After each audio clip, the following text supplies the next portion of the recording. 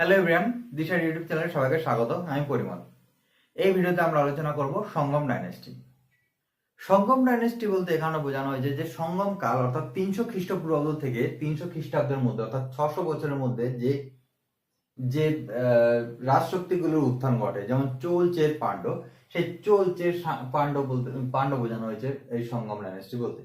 অর্থাৎ এখানে আমরা চোল চের পাণ্ডব ডাইনেস্টি নিয়ে সংক্ষিপ্ত আলোচনা করব। এই চোল চের পাণ্ডব এই তিনটি ডাইনেস্টি নিয়ে সংক্ষিপ্ত আলোচনা করার পূর্বে আমরা এই চোল চের এবং পাণ্ডব এই তিনটি ডাইনেস্টির বর্তমানে জিওগ্রাফিক্যাল লোকেশন দেবো, অর্থাৎ বর্তমানে ভারতের কোন স্থানে এই চোল চের পাণ্ডব অবস্থিত সেটি নিয়ে আমরা একটু সংক্ষেপে আলোচনা করব। এই তিনটি ডাইনেস্টি দক্ষিণ ভারতে অবস্থিত। এটা দক্ষিণ ভারত,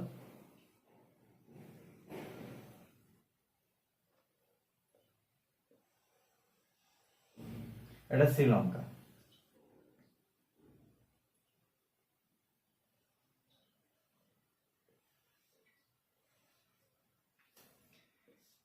এটা চোল, এটা চের, এটা পাণ্ডব। চোল চের পাণ্ডব।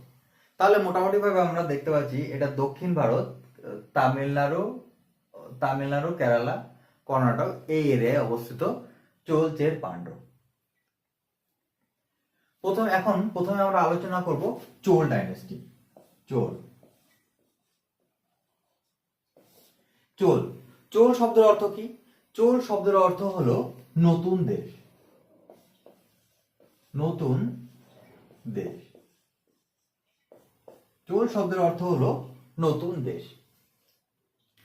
এই চোল ডাইনেস্টির রাজধানী হলো উদয়পুর। উদয়পুর।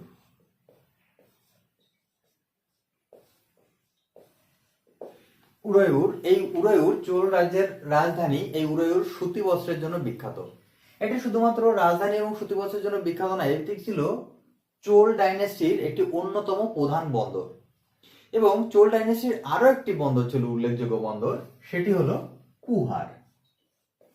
কুহার। তাহলে চোল ডাইনেস্টির দুটি প্রধান বন্দর, একটি হলো উদয়পুর, অন্যটি হলো কুহার। এই চোল রাজ্যের বা চোল ডাইনেস্টির একটি এমব্লেম আছে। সেই এমব্লেম কি? চোল ডাইনেস্টির এমব্লেম হলো টাইগার, অর্থাৎ বাঘ। এই বাঘ হলো চোল ডাইনেস্টির এমব্লেম। চোল বংশের প্রতিষ্ঠাতা হলেন বিজয়ালয়। বিজয়ালয়।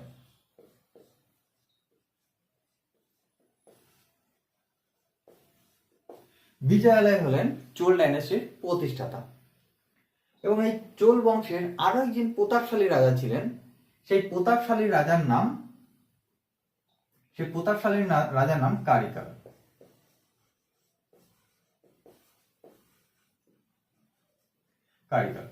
কারিকাল 12,000 শ্রমিকের দ্বারা তিনি কাবেরী নদীতে বাঁধ নির্মাণ করেছিলেন। কারিকাল, তার জন্য তিনি বিখ্যাত রাজা এই চোল ডাইনেস্টি, এবং তিনি ছিলেন চোল ডাইনেস্টির অন্যতম প্রতাপশালী রাজা। চোল ডাইনেস্টি শক্তি হ্রাস পেতে পেতে বা শক্তি ক্ষয় হয়ে হয়ে পঞ্চম শতাব্দীতে রাজা থেকে মোটামুটি সামন্তে পরিণত হয়। পরবর্তীকালে ধীরে ধীরে শক্তি অর্জন করতে করতে এই চোল ডাইনেস্টি অষ্টম শতাব্দীতে পুনরায় উত্থান ঘটে এবং রাজায় পরিণত হয়। চোল রাজ্যের পর এবার চের। চের চের চের শব্দের অর্থ কি? চের শব্দের অর্থ হলো পর্বতীয় দেশ।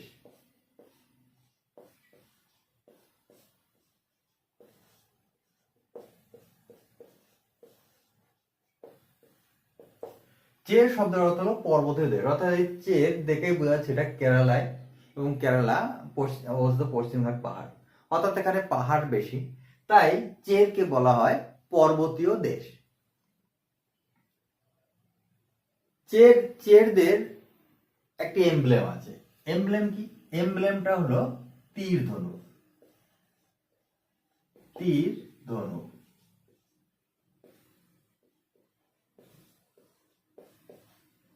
চোলদের এমব্লেম টাইগার, চেরদের এমব্লেম তীর ধনুক।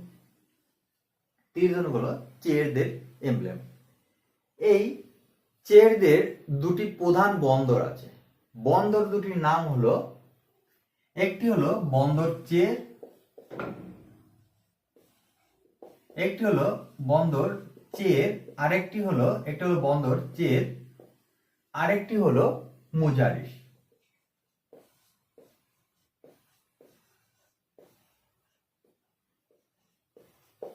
দুটি বন্দর, একটি হলো চের আর একটি হলো মুজারিস।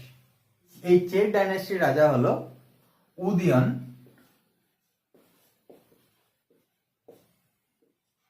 উদয়ন সেনগুটবন,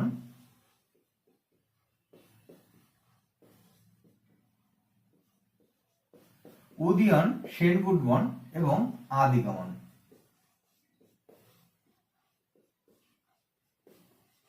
উদয়ন সেনগুটবন এবং আদিগমন। এই উদয়ন কি করেন? উদয়ন মহাভারতের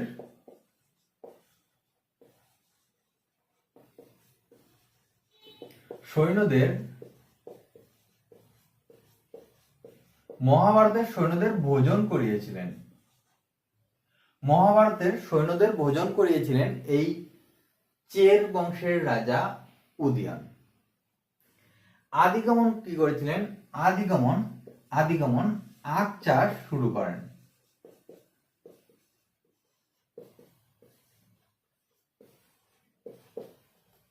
উদয়ন মহাভারতের সৈন্যদের ভোজন করান এবং আদিগমন আখ চাষ শুরু করেন। এবার পাণ্ড্য ডাইনেস্টি। পাণ্ড্য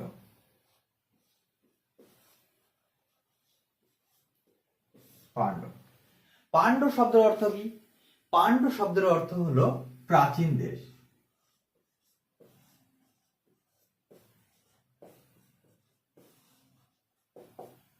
পাণ্ড্য শব্দের অর্থ হলো প্রাচীন দেশ। এই পাণ্ড্য ডাইনেস্টির একটা এমব্লেম ছিল, সেই এমব্লেম হলো ফিশ অর্থাৎ মাছ। পাণ্ড্য ডাইনেস্টির এমব্লেম হলো মাছ। পাণ্ড্য ডাইনেস্টির দুটি বন্দর আছে, দুটি প্রধান বন্দর আছে। এই প্রধান দুটি বন্দর হলো, একটি হলো শালিউর,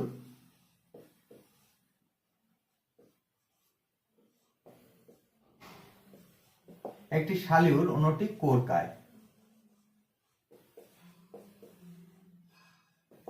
একটি বন্দরের নাম হলো শালিউর, অন্য বন্দরটির নাম হলো কোরকায়।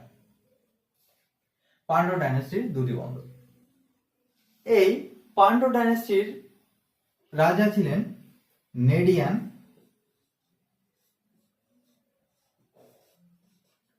আরেকজন নেডুজেলিয়ান।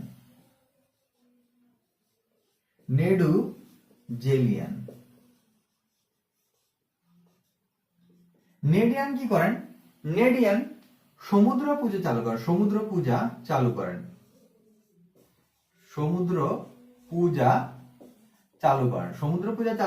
নেডিয়ান। আর নেডুজেলিয়ান কি করেন? নেডুজেলিয়ান কেন ইম্পর্টেন্ট? নেডুজেলিয়ান তলোয়ার যুদ্ধে চোল চের সহ 5 জন রাজাকে পরাজিত করে। কোন যুদ্ধে? তলোয়ার লঙ্গের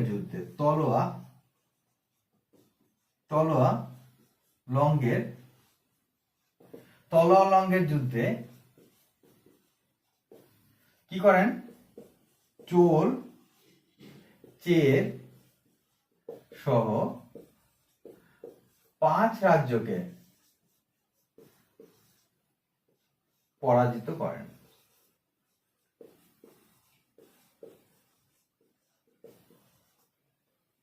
অর্থাৎ নেডুজেলিয়ান ছিলেন পাণ্ড্য ডাইনেস্টির অন্যতম শ্রেষ্ঠ প্রভাবশালী রাজা। তিনি শুধুমাত্র পাণ্ড্য ডাইনেস্টি না, চোল চের পাণ্ড্য এই 3টি ডাইনেস্টির অন্যতম শ্রেষ্ঠ প্রতাপশালী রাজা ছিলেন এই নেডুজেলিয়ান। কারণ তিনি একসঙ্গে চোল চের সহ 5 জন রাজাকে পরাজিত করেছিলেন। এর থেকে বোঝা যায় তিনি কতটা শক্তিশালী এবং প্রভাবশালী রাজা ছিলেন। অশোকের 14 শিলালিপির কথা আমরা আলোচনা করেছি। এই 14 শিলালিপির মধ্যে দ্বিতীয় শিলালিপিতে দক্ষিণ ভারতের রাজ্যগুলোর উল্লেখ আছে। চেরকে ওই অশোকের দ্বিতীয় শিলালিপিতে বলা হয়েছে কেরল পুত্র। এই চের ডাইনেস্টির উল্লেখ আছে, পান্ড্য ডাইনেস্টির উল্লেখ আছে, তবে চোল ডাইনেস্টির উল্লেখ নেই অশোকের দ্বিতীয় শিলালিপিতে। চের এবং পান্ড্য এই দুটির উল্লেখ আছে। আমাদের আজকের ভিডিওটা কেমন লাগলো কমেন্ট করে জানাও। যদি ভালো লাগে ভিডিওটিকে লাইক, কমেন্ট এবং শেয়ার করো এবং চ্যানেলটিকে সাবস্ক্রাইব করো। Thank you.